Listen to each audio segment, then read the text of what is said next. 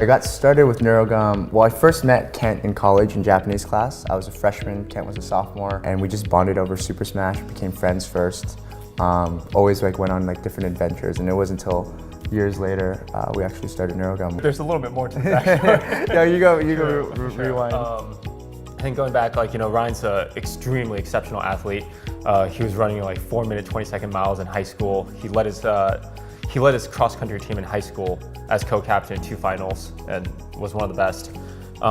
During that time in college, I was training really seriously for the Olympics in judo. I was training in Thailand for Muay Thai and mixing supplements in my room that I found on the internet.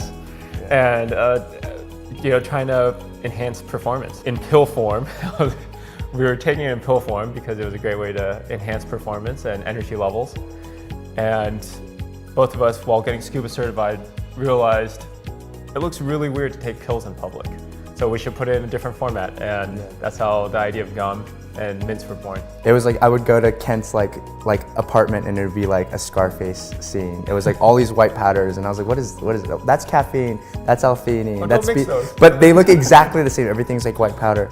And that was essentially version 0 of NeuroGum. And it was us trying to figure out a more convenient, accessible format that kind of led us to build NeuroGum. I mean, when we first started our business, it was okay, we'll just put it on Indiegogo and see if people like it. And we raised our goal in 3 days and realizing, wow, people actually want this? This is something that we should take seriously.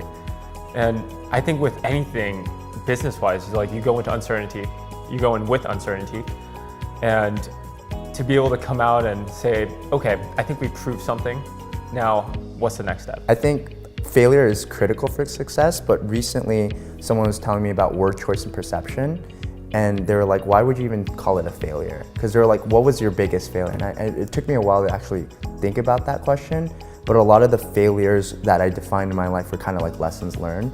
And he was like, exactly. So you should just change that word choice. Don't even use the word failure. Just talk about lessons learned.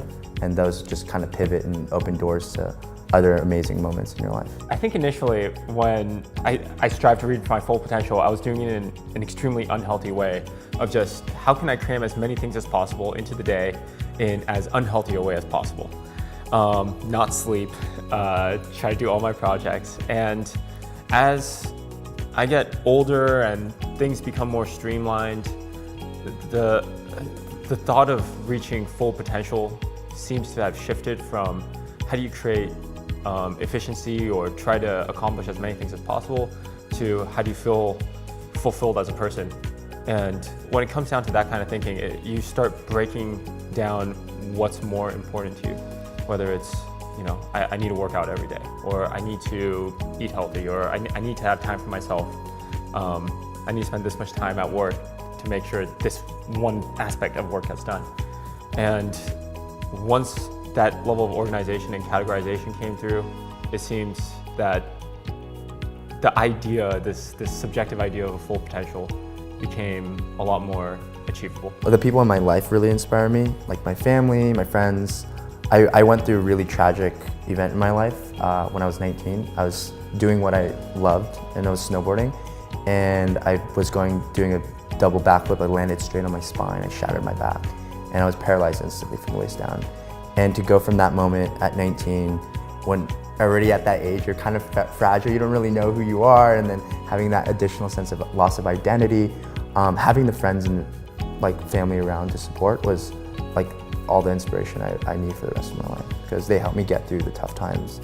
And from rock bottom to be able to go back to school, graduate school, to work my first job at Hulu, which was an amazing experience, and then start a company with one of my best friends. There's not much more I can ask for. The next step for us really is going from just a product that helps people get energized into a lifestyle brand where people could get into the right state of mind, because that's where it all starts.